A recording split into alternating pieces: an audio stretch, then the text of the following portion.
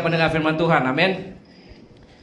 Pada pagi hari ini saya ingin menyampaikan firman Tuhan yang bertajuk jangan menghakimi maka kamu pun tidak akan dihakimi. Sekali lagi, jangan menghakimi maka kamu pun tidak akan dihakimi. Dalam Injil Matius pasal yang ke-7 bermula ayat yang pertama sampai ke-5, saya baca di sini. Tuhan Yesus berkata, janganlah kamu menghakimi, supaya kamu tidak dihakimi. Karena dengan penghakiman yang kamu pakai untuk menghakimi, kamu akan dihakimi. Dan ukuran yang kamu pakai untuk mengukur, akan diukurkan kepadamu. Mengapa engkau melihat selumbar di mata saudaramu, sedangkan balok di dalam matamu tidak engkau ketahui? Bagaimanakah engkau dapat berkata kepada saudaramu, biarlah aku mengeluarkan selumbar itu dari matamu, padahal ada balok di dalam matamu. Hai orang munafik, keluarkan dahulu balok dari matamu, maka engkau akan melihat dengan jelas untuk mengeluarkan selumbar itu dari mata saudaramu.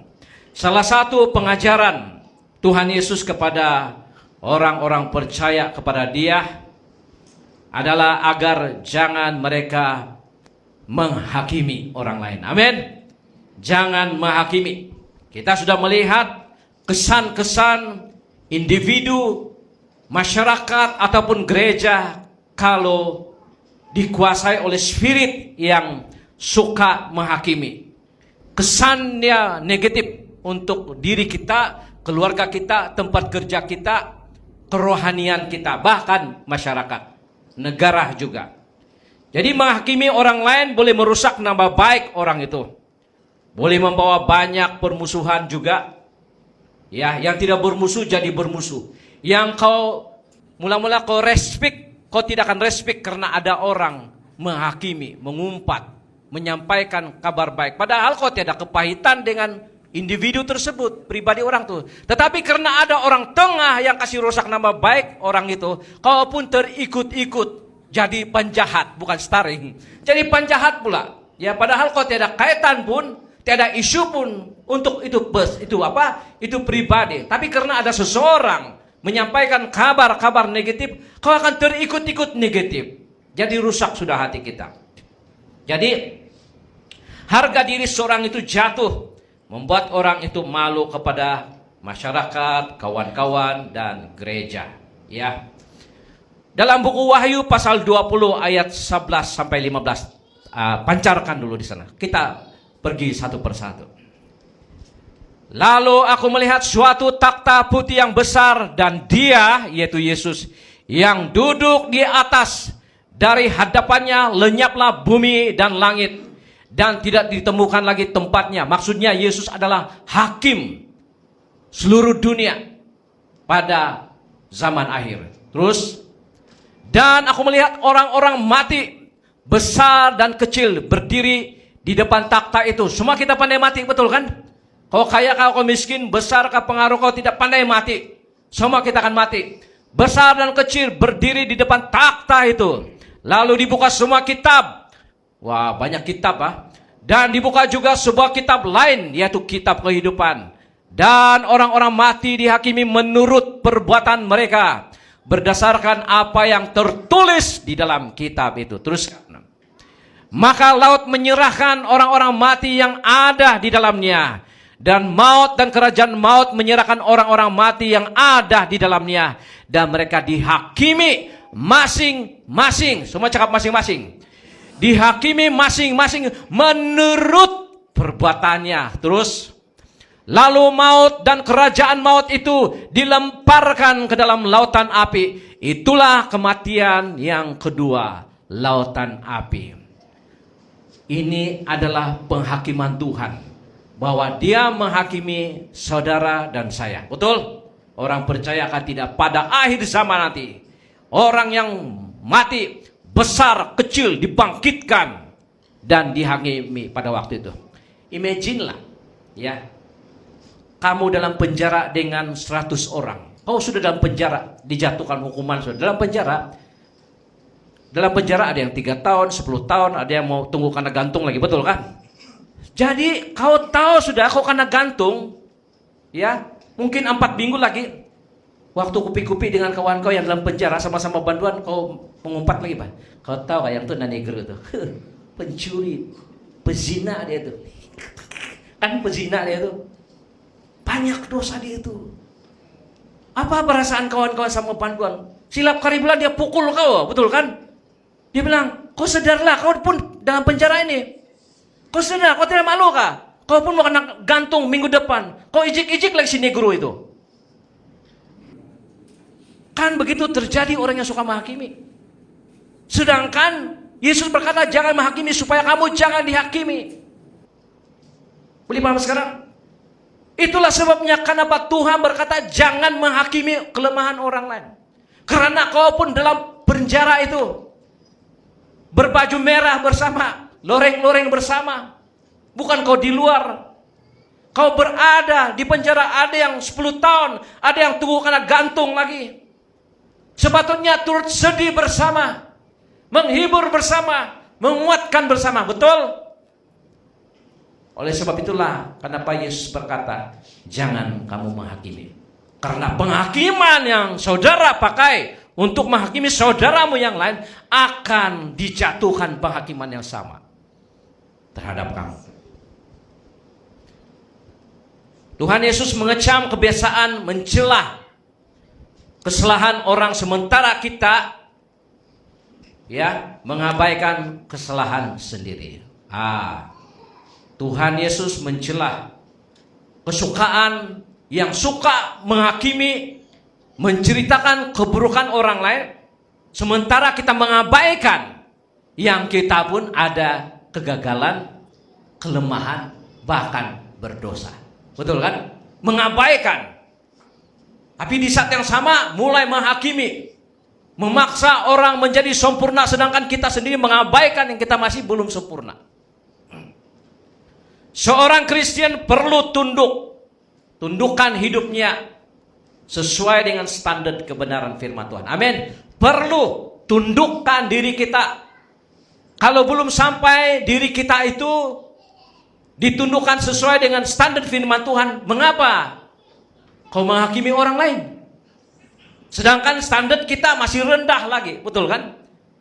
Baju kita masih pakai merah lagi dalam banduan, dalam penjara, loreng-loreng lagi. Imagine lah, kau dalam penjara, kau menghakimi itu orang lain. Dia itu pembunuh itu, curi kereta itu dia masuk di sini. Kamu ketawa-ketawa, kamu ketawakan diri kamu sendiri. Sama-sama dalam penjara. Silap-silap yang banduan lain pergi keroyok, pergi bunuh kau awal. Sepatutnya 10 tahun, tapi karena kau menghakimi orang lain, maka 1 hari sudah kau karena tikam di toilet sana. Betul kan? Karena suka menghakimi. Kita perlu tundukkan hidup kita sesuai standar kebenaran firman Tuhan. Sepadankan. Sebelum berusaha memperbaiki kehidupan orang lain. Boleh katakan amin? Sebelum kita berusaha memperbaiki kehidupan orang lain, kita perlu perbaiki kehidupan kita sendiri. Jangan perintahkan ataupun paksa orang untuk taat, untuk berubah, sedangkan kita sendiri belum siap diubah oleh firman Tuhan. Dalam Injil Matius pasal 18 ayat 21-22, di sana Rasul Petrus datang kepada Tuhan Yesus. Dia berkata, "Guru, kalau ada seseorang melukai hati saya, berapa kali saya harus mengampuni dia?" Saya rasa Petrus ini mungkin banyak terluka sudah oleh jemaat-jemaat, mengkritik, macam-macam semualah. Jadi dengan menggebu-gebu, dia datang kepada Tuhan Yesus. Ini case dia, isu pribadi. Guru, marah sudah dia. Sampai berapa kali saya harus mengampuni kalau seorang datang melukakan hati saya? Yesus tengok dia bilang, adakah sampai 7 kali? Bangganya dia dapat mengampuni sampai 7 kali kan?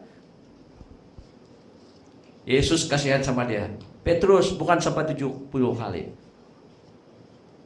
So, berapa kali? 70 kali 7. Maksudnya 490 kali dalam sehari. Astaga.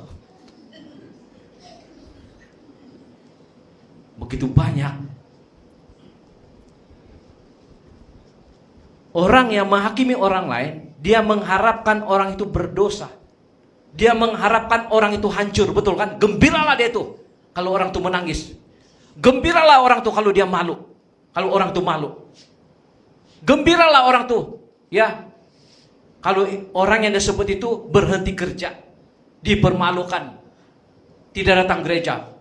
Wah, gembiralah dia itu. Inilah nama dia menghakimi. Bukan maksud kita tidak boleh mendisiplinkan orang dalam gereja. Boleh sesuai dengan firman Tuhan, tapi bukan menghakimi, betul kan?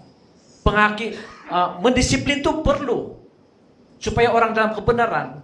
Tapi mendisiplinkan ini, yang tukang disiplin ini bukan yang mengharapkan orang ini lemah, jatuh, dipermalukan, bukan begitu.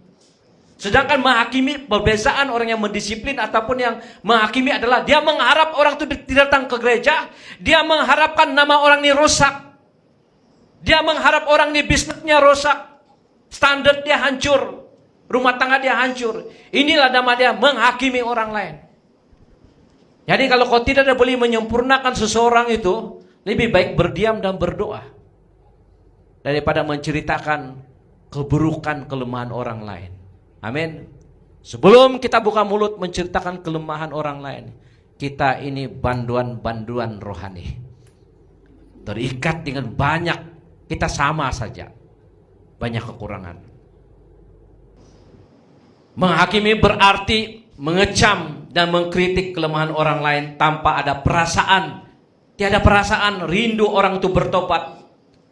Mereka rasa puas hati jika kelemahan orang itu terbongkar. Biar dia malu dan hancur hidupnya. Nah, inilah nama dia menghakimi. Berapa banyak gereja buat begitu pemimpin kan, betul kan? Termasuk pendeta-pendeta yang temberang, berkhotbah luar biasa tapi suka menghakimi orang lain. Saya mau anak-anak Tuhan di gereja ini adalah orang yang bermulut positif, yang membangun orang lain. Amin. Injil Lukas pasal 7 ayat 45 hingga 48. Di sini ada satu cerita mengenai seorang wanita kan, pendosa. Seorang pendosa. Dia seorang pezina dan pelacur, ganti-ganti lelaki. Tapi akhirnya dia datang kepada Tuhan Yesus. Dengan tangisan, dengan air mata, dengan rambut dia lap kaki Tuhan Yesus. Lalu ada seorang Farisi dalam hati dia, apakah Yesus tidak tahu bahwa orang ini seorang pendosa di donggongon ini? Mungkin orang Farisi ini baru semalam dia melakukan hubungan seks juga dengan itu perempuan, sebab dia tahu pendosa.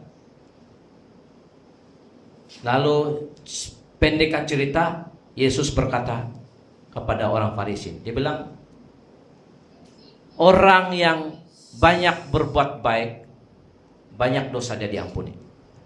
Tetapi yang sedikit berbuat baik, sedikit juga diampuni. Maksudnya, betapa besar, banyak, luar biasanya dosa-dosa yang saudara dan saya pernah perbuat. Jika kita tidak menghakimi orang lain dan menunjukkan satu tindakan pertobatan hari demi hari, Tuhan mengampuni kita. Sedangkan orang yang menganggap diri dia sempurna, dosanya semakin menimbun. Amin.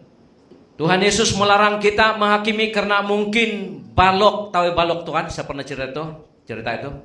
Balok itu kayu balak di mata kita lebih besar daripada selumbar di mata orang lain. Kita coba membuka selumbar di mata orang lain, mungkin selumbar dia kecil saja, merokok itu saja, mabuk-mabuk, tipu itu saja. Tapi mungkin kita punya dosa lebih besar daripada dia. Selumbar dia kecil-kecil saja. Mungkin selumbar dia sambung ayam saja, betul kan? Dia masih 1 bulan 2-3 kali dia minum sendiri, mabuk sendiri, itu selumbar dia. Tapi mungkin saudara dan saya lebih besar daripada dosa orang itu, yang orang lain tidak tahu.